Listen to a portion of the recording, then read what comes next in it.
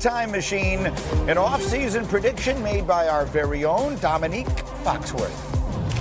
Bears are going to win the division. I know I'm alone on this island. Their O-line is very talented, and I think if you can turn that O-line into something close to what they had in Detroit under Ben Johnson, this offense is going to be unstoppable. Okay, so Dominique saw this coming. July 17th? Not 2.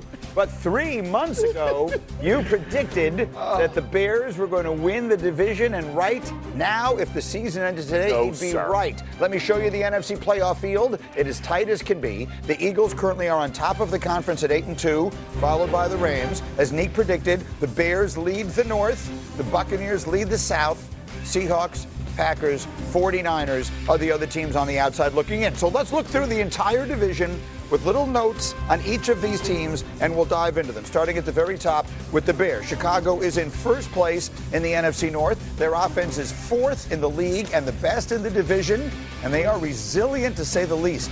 They have 5 wins this season when trailing in the final 2 minutes of the fourth quarter, tied for most by any team in a season since the 1970 merger. Dominique, I think a lot of people, based on the teams they've played and everything else, are asking the question, are these Bears for real?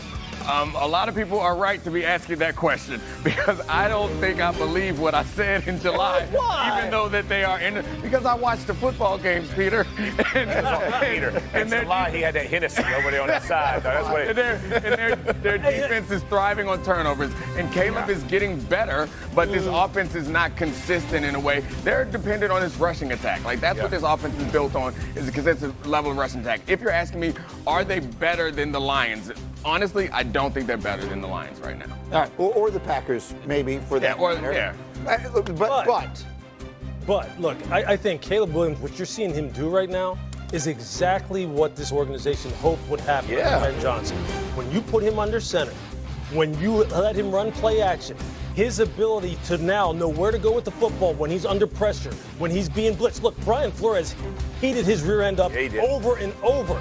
This guy is top 5 in QBR versus the blitz, top 10 in QBR versus pressure, or maybe it's flipped. Either way, he's top 10 in both of those categories. That is a huge improvement. You saw what he did just a week ago, how he led this team back. You saw the off-schedule plays this guy can make. And I'm telling you, with the way this offensive line is protecting, the way they're running the football, and the way these wide receivers are catching the ball, this team is dangerous now. They lead the league in interceptions. They lead the league in takeaways. They lead the league in turnover differential. That stuff matters. Right. That stuff's real. It's why they're winning. That's why they're winning. But Caleb's playing better and better every week. This was just his 2nd win ever in the NFC North. It was Ben Johnson's first ever NFC North win. It was Ryan Poles' just 4th NFC North division win. So this is all new to them. I get it if you want to be skeptical. They're winning football. Some critical statistics. This young man is ascending. So I don't want to be skeptical to my friends, family, and wife who are all crazy about the Bears. I said before the season that you will judge their year not based on their win-loss record. You will judge their year based on whether or not when the season ends, you know you've got the guy. That is happening. Absolutely. For sure. Whether they win the division or not, that is happening. 100%. Yeah, if the Bears fans got to be happy irrespective of what the rest of the season looks like. The problem for the Bears, their schedule's about to get real. It's about to get real, and all those numbers that you're talking about, turnovers, all that kind of stuff, that stuff starts to drift back down. It's harder to win. But the success of the season for the Bears is already a plus, bro. This is a big-time change by Ben Johnson. All right, I want to run through all the teams here, so let's get to the Vikings next. It was another tough day for J.J. McCarthy Sunday in a year where Sam Darnold is playing great. And McCarthy is looking at the opposite side. He's last in the NFL in total QBR. He's last in the NFL in completion percentage. He's thrown more interceptions than touchdowns. 5 of his 8 interceptions have come when targeting Justin Jefferson. Lewis, obviously, the most important number here is 5. That's how many games he has started. But there are people asking already, is this experiment failing? And I would just go back to that number 5 that you talked about. It's 5 games. He missed his entire rookie season. He started 5 games. Now, you cannot discount the fact that for about 57 minutes and 30 seconds in this game, he was awful. He looked scared in the pocket. His mechanics were all over the place. He was airmailing passes where you're sitting there going, you have a clean pocket, dude. Just put it on the receiver. And then he led him down the field to a touchdown drive and made some big-time throws. He has got to become more consistent. You have to give him more time. They traded up to the 10th pick overall. You cannot make a sweeping generalization about his career off of 5 starts. You just can't. But he has to get better. That's fair. But the inaccuracy is alarming, right, Nick? Alarming. I mean, the misses are really bad. You think in Minnesota they could get the clock operator to always make it less than 2 minutes in a tie ball game. It's great. And just trick him into thinking that this is a clutch moment all the time. Because what happens to him in those situations over the course of this 5 games has been impressive.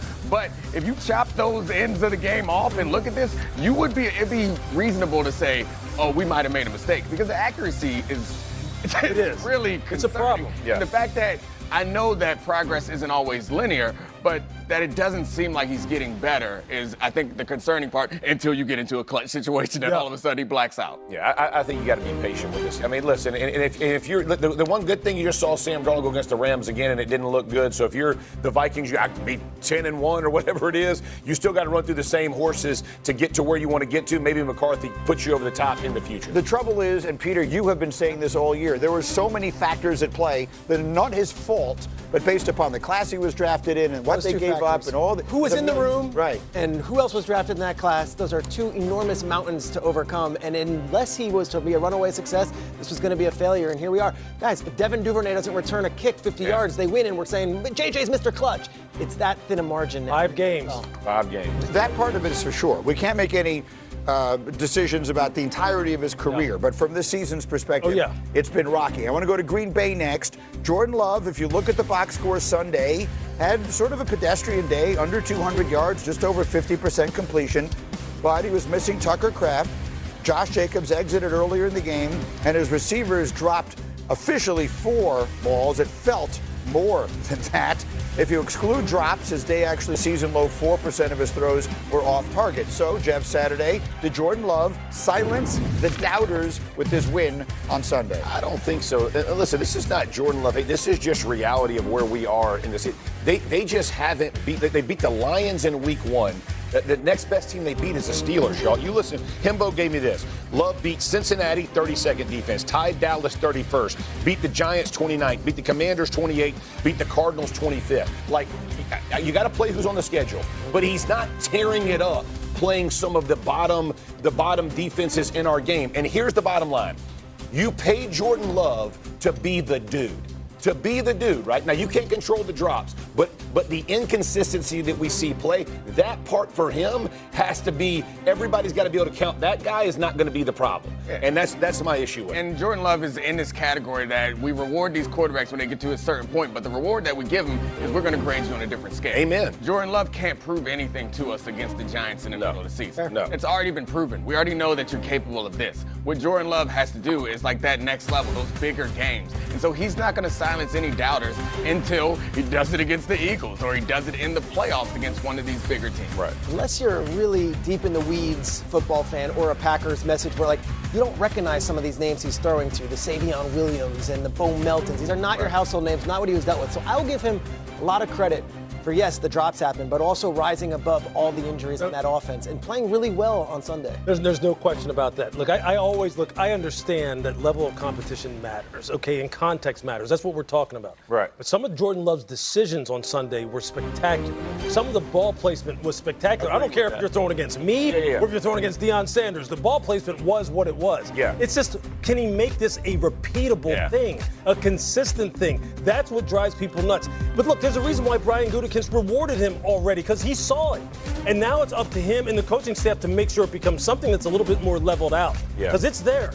I think what Nick said also is an important point to leave it on for the Packers, and we'll get to the Lions, is and it's not his fault. When you trade for Micah Parsons at the beginning of the season, you're saying we have a championship team. We're not asking Jordan Love to be good. We're not asking him to throw for a lot of yards against the Giants. We're saying lead us to a title. That's right. I think that's where the bar is set. All right, the last one is the Lions. And they certainly stayed true to their identity Sunday in Philadelphia. They went for it on 4th down 5 times. They converted none of them. Yes, it was a blustery, windy night, but the average field position for each of those 4th down attempts was the Eagles' 38-yard line. 3 of those attempts came within 10 yards of midfield.